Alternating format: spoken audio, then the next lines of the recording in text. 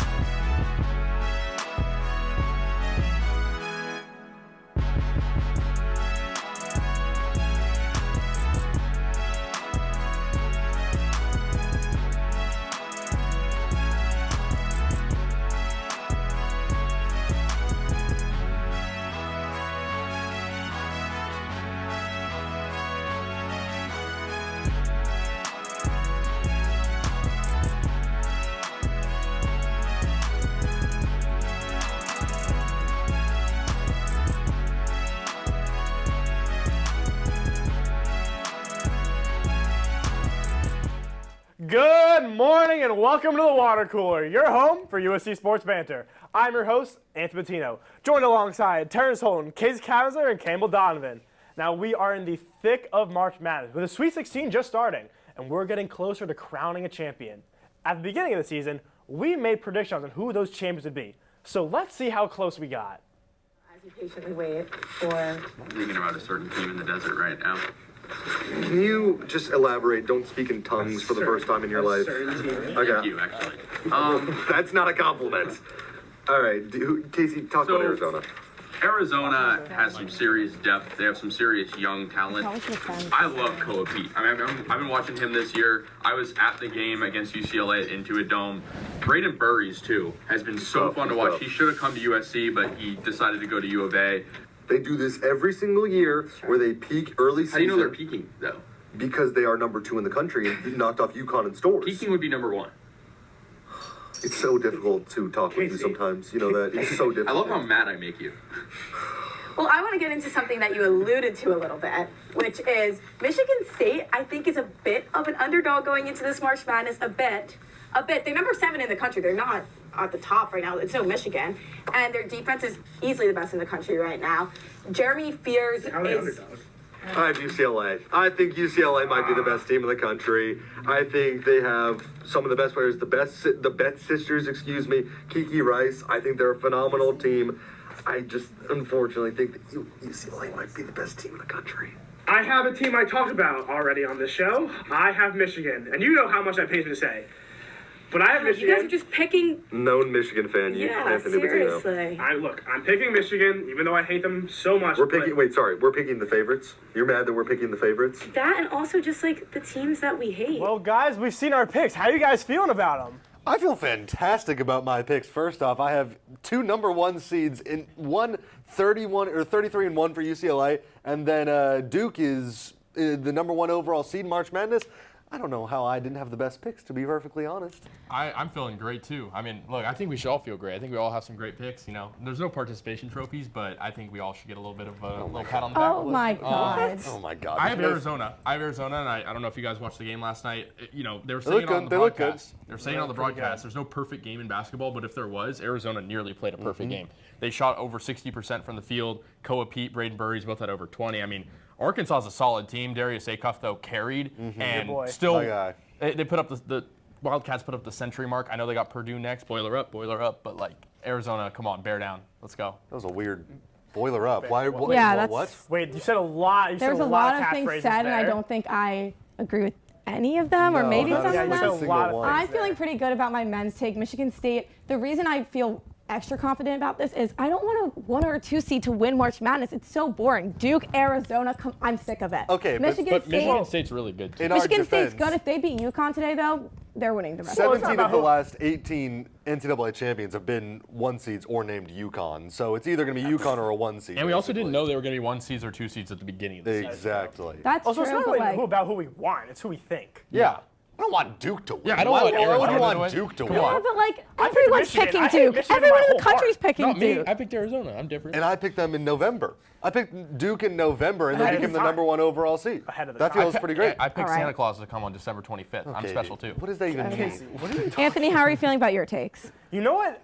After the season went on, I was getting concerned about Alabama. I was getting kind of concerned. I was like, this was a bad pick. But honestly, I'm still kind of rocking with it.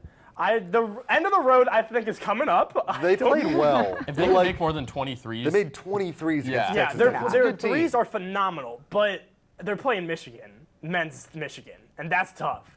So the end of the road might be coming, but for what it's worth, a 4 seed, I didn't even think they were going to get that far to make the 4 seed. I feel So like Alabama's Yeah. always a team that can go deep. Like we saw the past Yeah. couple I years. also got a lot of flack. I got a lot of hate for picking Bama, and for what it's worth, I think my pick was pretty solid. I mean, it is. I don't You think think it's so? remarkable, but it is good that all of our teams made the Sweet 16. Yeah. I think that's at least we That's have what I was some. getting at with the pat on the back. We thing. have some semblance in ball knowledge. Yeah. especially for the men's, Yeah. not for women's. Campbell, you're rather Let's quiet. talk about Campbell's. Yeah, because I don't want to talk about it. You had a interestingly special, enough, she left hers out in the video we Yeah, just I thought watched. that was very interesting. very fascinating. I was just trying to make it even. Okay. This year, I think I got my years confused. 2027, USC is winning the NCAA tournament. They will be dancing. I got my years confused. Okay. Yeah. Okay. Glad. They still made the tournament, though. Yeah, At the end of the season, it was not looking They that lost great. 101 to 61 to Oh, South right. I'm Carolina. not talking about Real all SC that. though, right? But I mean, Well. besides that, I think our women's picks looked pretty good besides that one. But there have been some crazy games this tournament and this season. But which ones were the craziest? Let's find out with Start Bench Cut. Now, Casey, you said you were really excited to start Bench Cut some games. Yeah, I am. I'm always excited. So why don't we start with you then, Casey? Let's Okay. take a look at the teams. Okay, well. So we got Vanderbilt, Nebraska, Iowa, Florida, and Santa Clara versus Kentucky. I'm gonna start Iowa, Florida. I mean, Wow. Iowa hasn't been this good since the 80s. Fantastic game. Florida's a 1 seed. Has Iowa ever been this good? Well, no, yes, they made the Elite Eight in the 80s, so yeah. I'm gonna bench Santa Clara, Kentucky, a mid-major school no one really knew was gonna be that Wait, good. Taking Kentucky You picked to Santa OT. Clara benching as your Santa team Clara? last week. because they're rivals with St. Mary's. Oh my God. You picked them as your team. You But that like, means root you're for. cutting Vanderbilt, Yes, Nebraska. I'm cutting Vanderbilt, Nebraska. Okay, if I can go next, then I'm starting Vanderbilt, Nebraska, 100%. That's one of the best games I've ever watched. We are the ball having just a slightly less PSI from that ball going in at the end of the half-court heave by Tyler Tanner. The ball was in the hoop. The game was phenomenal. They were just trading buckets at the end, the Commodores and Cornhuskers. And then we were so close to one of the greatest endings the tournament has ever seen. I'm starting that game. But same with Santa Clara, Kentucky. So, if you'll let me get to that, sorry. I am benching Santa Clara, Kentucky. I was in an aquarium with my family watching that What? game as everyone was kind of just walking through looking at the fish. I was glued to my phone watching, as one is, obviously. And The fish will be there tomorrow. The game won't. Okay. It took everything in me not to yell out in front of a bunch of children, holy, I can't see it on TV either. But like, when they back to back I hit won't those tell. crazy shots, it was insane. But then the overtime was a little lackluster. That is why I am benching it. And then I'm cutting Iowa, Nebraska. Great game, great ending, but it just doesn't move me like those two both did. Come on, they upset a 1 seed. You said Nebraska, it's Florida. They upset a 1 seed. Sorry. That was a good game last night. It doesn't move you. It doesn't move you, Terry. It doesn't move me. I just like, I kind not of. the storylines, though. I wasn't that surprised that Florida was going to lose. I kind of thought if it was another 1 seed, I would have been, I think, Okay. maybe more moved. I respect your It was a pick. good ending, but it wasn't as good a game. I'm taking Santa Clara, Kentucky. The end of that game, despite the overtime, was so exciting. My family group chat was just exchanging OMGs back and forth in the chat. That was one of my favorite games of March Madness this far. As for the bench, I think I have to not be hypocritical and put Iowa, Florida because I love a 1 seed upset. I love seeing the top dogs Thank go you. down. Thank you. Don't see the vision I with will be the cutting Nebraska game. Nebraska, Vanderbilt. I don't really have any devotion to either of those teams, if I'm being honest. I don't have a devotion to any of these teams, though, but I still Well- like Vanderbilt, Nebraska. Okay. Okay. Oh my God. Oh my God. Cool, man, because I'm also starting Iowa, Florida. Nice. I actually didn't have Florida going very far in my bracket. I didn't think they were going to get knocked out this early, especially by Iowa. And I had the opportunity to speak to an Iowa beat reporter, And he actually predicted this. He was like, I'm telling you, they can beat Florida. And I was like, I don't know about that sounds like an Iowa beat does sound reporter. like a little- Sounds a bit Slight like an Iowa bias, beat you know. reporter, but look, he knew what he was talking about, and he was right. So props to him, and that was pretty electric. I did not think they were going to get knocked out that like early. the storylines too. Like I literally said it. They have not been this good since the '80s. Like Exactly. come on. It's Boring. the narratives. Boring. And like Santa Clara, like I'm cutting Santa Clara versus Boring. Like, I'm cutting that, and I'm benching That Vanderbilt. game had me Nebraska. jumping up and down in an aquarium, and you're gonna bet. Yeah, you're but gonna Kentucky cut it? still won. Who cares? If Santa Clara won, different story. Boring. But we're going benching Vanderbilt, Nebraska. But the talent in this year's tournament is unlike any other year. With so many future stars, it's hard to decide who the best player is. But Jude and Alana seem to know who those players are. So let's send it over to them to hear their tournament starting five. Well, thank you so much, Anthony. And like you guys have already mentioned, March Madness has brought all the emotions out. Yep. But we got to talk about the stars that are on the court that are making these moments possible. So me and Alana here today, we're going to give you our dream starting five of the 5 best players from the men and women's tournament we have seen so far. So I'm going to start with my list Mine first. is pretty strong. But Yeah, you start yours is first. pretty strong, You but start I'm going to first. start with my list. Okay, you go first. And we're going to start with Darius A. Cuff Okay. from Arkansas. I mean, Okay. what more can you say about this guy? Back-to-back 30-plus points and 5 assist performances. First freshman to ever do that. And I'm telling you, I'm getting Derrick Rose vibes. He is unstoppable I agree. downhill. You can't do anything about it. And the best part about it, he can also shoot. He's 44% from 3. Unfortunately, he was sent home last night, but that doesn't make him not on No my longer starting it is, 5. but- No longer, but he's still on my starting 5. Another guy we got to talk about, Rob Martin, smaller school, but Rob Martin. These are the stories that we live for in March Madness. The small guards, the small-time school that show up in the big moments. And that is what Rob Martin was all about. He's hit a season-high 30 points versus Arkansas. Okay. And you know what he did? Led the Panthers to their first ever tournament win in program history. So shout out to Rob Martin. It was also only his first year with the school. So to do that in 1 year with the school, pretty impressive on itself. But we got to talk about the women too, because the women's tournament has just Joyce been as Edwards. exciting. Yes, Joyce Joyce Edwards, Edwards. I know, look, it hurts both me and Alana. I know she did us. She killed was us after dirty. She USC. was dirty. It's But okay. she's still part of the fake okay. USC. We are still the real USC. Remember Yeah, that. yeah, always. But anyway, you got But to talk. she's still great. She's still great. She's averaging 25 points across two tournament games. She also was a defensive presence, 3 stocks in back-to-back games. And when I tell you that footwork in the post, ooh, Oh, yeah. like she's got it all. So give me Joyce Edwards. I thought Joyce was right here. Talk about another person that could dominate the post. That is Cameron Boozer from Duke. He's been doing it all year. This is a name you should know because he's going to hear it early in the NBA draft coming up just this summer. But Cameron Boozer can do it all. He's the first player since 1978, first Duke player, I should say, with back-to-back double-doubles. He had 19 and 11 in their win against TCU in the round of 32. Yeah. I expect a lot more from him against St. John's today. And finally, I cannot forget Madison about Booker, that's a Madison good pick. Booker from the University of Texas. And I'll tell you a little note, right? She wears jersey number 35. What other Texas player wore 35, Alana, from Texas? That'd be Kevin Durant. She plays exactly like Kevin Durant. She had 40. She had 40 versus Oregon, 40 points. And she was doing it from the mid-range, from the outside, from the inside. Yeah. That is the most points a player has scored for Texas in any tournament game, whether it's men or women. So that is my starting 5. Alana, I'd love to hear yours. I gotta say, pretty strong starting 5. But obviously, I don't know how you don't have AZ Fudd in your starting 5. I mean, She's a great talent. It's a little crazy. Yeah, it is a little Undeniable. You honestly don't even need to say much. Undeniable. The stats speak for themselves. Most recently against Syracuse, 34 points alone. Like, she is just someone you can't wrap your mind around her. The type of player that she is insane. Yeah. Hannah Hidalgo from We know a Notre lot Dame. about her.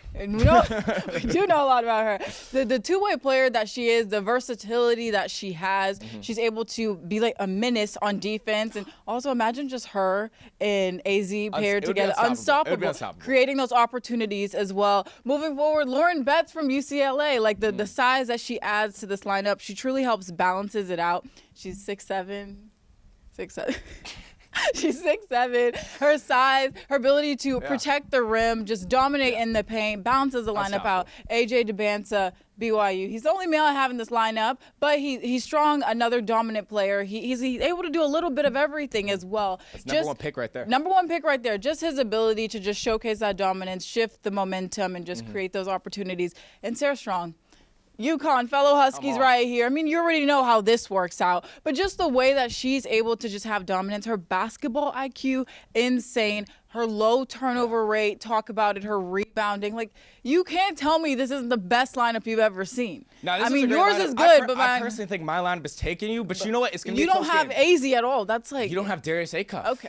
You know what? No. You know what? Agree to disagree. Agree to disagree. We both I think if we mix some of them, like the lineup would be like. If we had 10 guys on a roster, 10 guys and girls on a roster, we'd win the chip. We'd win the chip every year. without due. But Yeah. you guys got to let us know what you think of me and Alana starting 5. But we're gonna send it back to the podium where I think they're talking about some new expansion teams. What you got for us, Anthony? Thanks, guys. Pretty soon we'll see all 5 of those players in the NBA and WNBA, and we just might see them in new teams and new cities as well. That's because the NBA is expanding, and they're looking at Seattle and Las Vegas.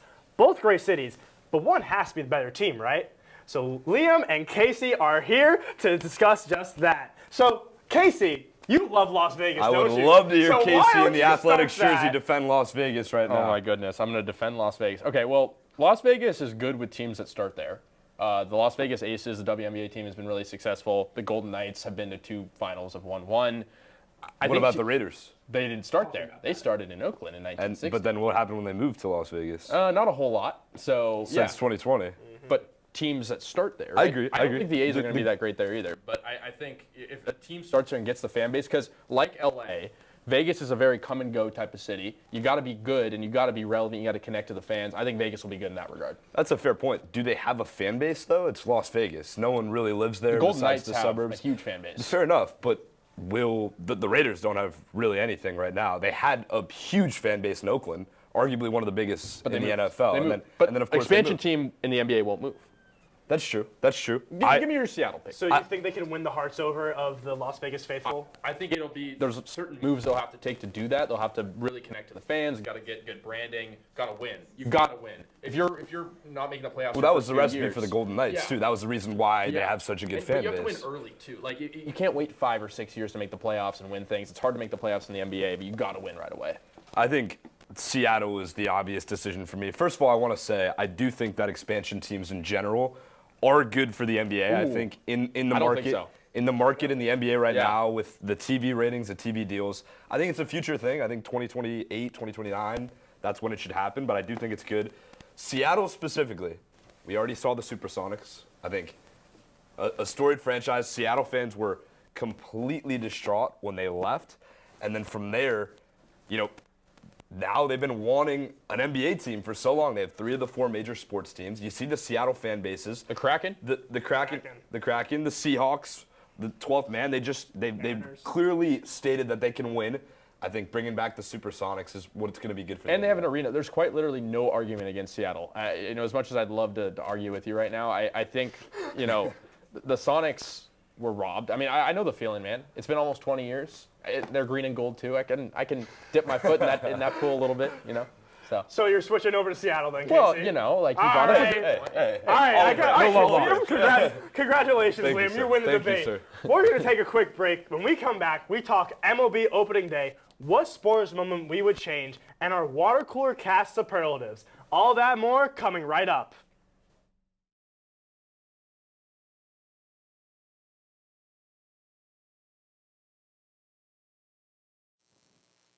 Hello, this is Stewie Griffin, and you're watching Trojan Vision. This week started opening day, and here on the water cooler, we love baseball and couldn't be more excited. So guys, I want to know what you're thinking. What are you most excited for this season? Outside of the game, I'm actually really excited to see how ABS is put in crucial moments of the game. Honestly, I think it's going to be very interesting how, when it's like a full count or it's a 2-2, and you're in the 8th and 9th inning, and a pitcher throws it just a little bit outside, but it's called a strike, and then the umpire finally gets grilled on Twitter for the 100th time. That is going to be beautiful. Yeah, that's a good take. I saw that happen last night in the Dodger game as they won, but I'm excited for the Dodgers to win the World Series again. Oh my gosh, so you're excited. You're excited for no baseball in 2027. I'm saying excited for no baseball in 2027. I'm saying it right here. We're going to win it again this year. 3-peat, here we go. This will be my take. You better not curse us.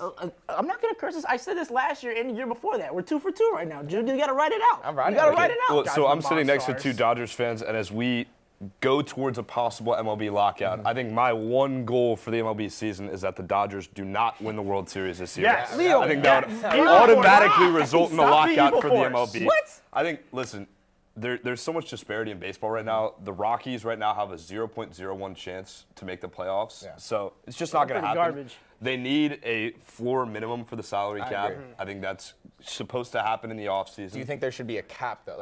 I think the cap matters ceiling. a little less. I think the minimum, making sure every team is able to compete. I mean, you see the Rockies, you see the Dodgers, their payrolls are completely opposite. And their mentality even going into the season is like, oh, we're starting the season, we're going to take they that's a problem. And I agree. Yeah, they already know that they're going to lose. I think there has to be a minimum because if you go to a ceiling, I think that prevents. Look at the Yankees. Obviously, Anthony's wearing a Yankee jersey, but they're known for winning. They're a three-peat. So it's and the what Dodgers, do they do to win? They pay money. Yeah, so it's that's the name of the game is you have to pay the players to win and build your franchise, but you need a floor of some money to use. Because if you don't have that, you're basically going to lose every season. And also the players aren't going to want a ceiling. As much as people don't like the Dodgers and what they're doing, you look at other players that are getting these 10, 12-year contracts, they want as much money as possible. So they're not going to try to limit themselves. So when they go to bargaining, I know the Player Association for baseball is definitely going to have a word about the ceiling. And baseball is the only sport where the money's guaranteed.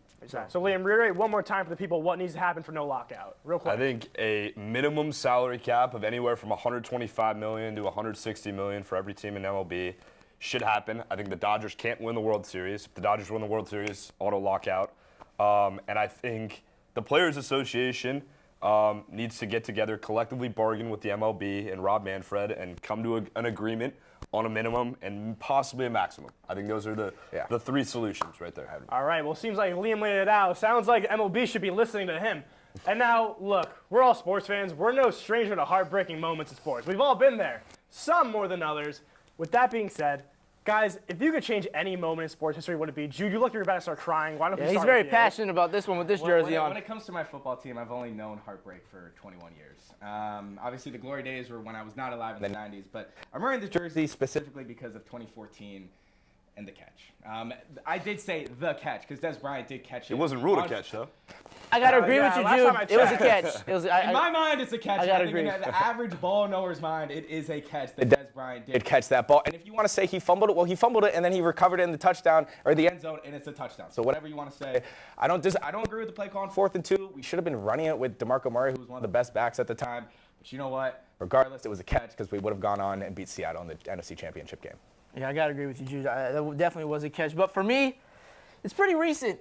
And that is spoiled LA fans. What's going on here? What are you no. say? Look, I have to say it. It's the Boston Celtics winning the 2024 NBA championship. Yeah, that was right. And aside from just being a Lakers fan, I think it would have been much more exciting to see the Mavericks with Luka Doncic and Kyrie Irving go to the finals and actually win it. Kyrie going to the Mavericks and not being a Cavs fan. But he wouldn't have bet on the Lakers now if that happened. No, but see, look. I appreciate Luka being on the Lakers, and he gets a lot of scrutiny for being an offensive, defensive player. But at that time when he was on the Mavericks, I think it would have been much more exciting and much more beneficial for the city, for the organization, if they would have won. Instead of Jason Tatum with his cheesy line talking about, we did it! Ain't nobody trying to hear that, dude. You're not Kevin Garnett. You didn't win anything. I understand you won a championship, and yes, they have one more. He did win. No, he did, but the way he did it. He won the NBA championship. He didn't win Finals MVP. That's fair. The way he did it, it was like, all right, bro, we get it. You want to be Kobe, but you want to play for the Celtics, so pick one. So I think that one, I would take that one off the map. They have one more than the Lakers. Liam, let's hear what you got to say. I'll go quick. April 28th, 2012, Chicago Bulls playoff game. Derrick Rose, following his MVP season, he tears his left ACL. And from there, it was kind of the downfall of both the Chicago Bulls. I'm not even a Bulls fan, but I think for Derrick Rose, for the game of basketball, he was the youngest player ever to win Rookie of the Year and the MVP in the same season. It was so good for the game of basketball. You hear NBA legends talk about it. One of the most heartbroken sports moments to this day. At least he got to drop 50, after the ACL. That was great. That's what I was thinking of. Very awesome moment. Well, look, I'm wearing the pinstripes. It's kind of obvious. It probably might not have mattered, but Garrett Cole's got to cover first base. Garrett Cole's got to cover first base. Not Aaron Judge. Honestly, honestly, the Garrett Cole thing bothers me more than Judge dropping. You got to know how to be it. That's like his entire job. But look, we're very passionate guys. There's a lot of characters on this show, and we got some big personalities here on the Water Cooler. And we want to know our superlatives. And that's exactly what we're going to do. So I'm going to ask this crew some questions. They're going to write it out on the whiteboard, and we're going to see what our superlatives are. So why don't we find out right now? Our first one is, out of everybody on this crew, now joined by Alana Morgan as well, Who is hitting a game-winning March Madness shot? So let's see, guys. What are you guys thinking here?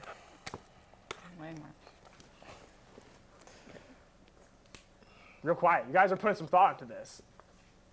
Jude's really thinking. Look at the face on Jude right now. He's thinking. I got mine. All right, Kyle, let's hear it. All right. I'm going with two-time intramural basketball champion, my guy Jude right here. I think he's going to knock it down from beyond the arc. I'm putting my money on him. He's got the resume. It's stacked.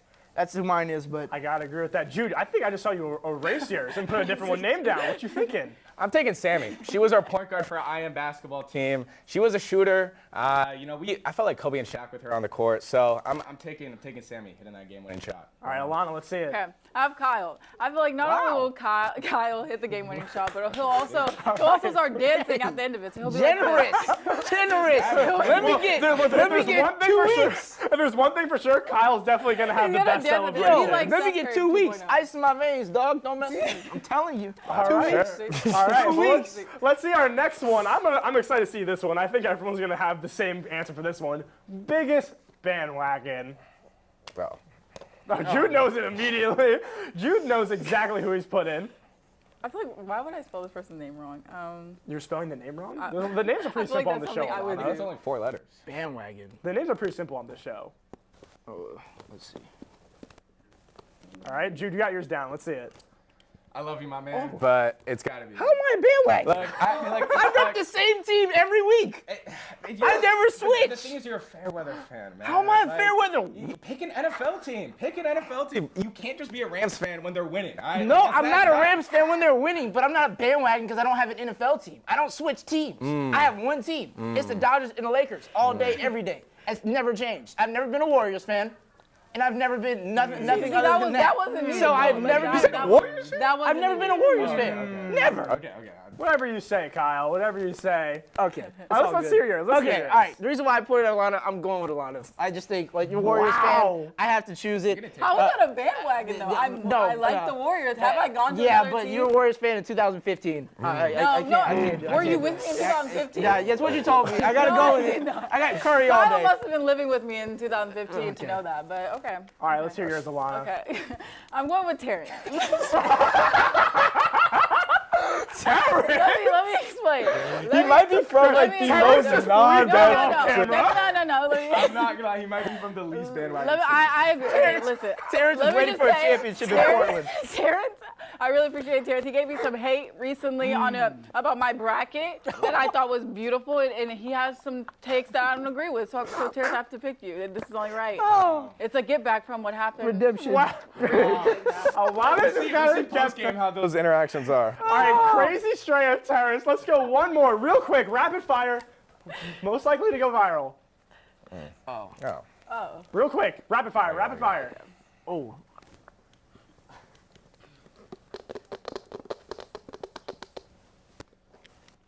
All right, Alana, let's see it. Casey.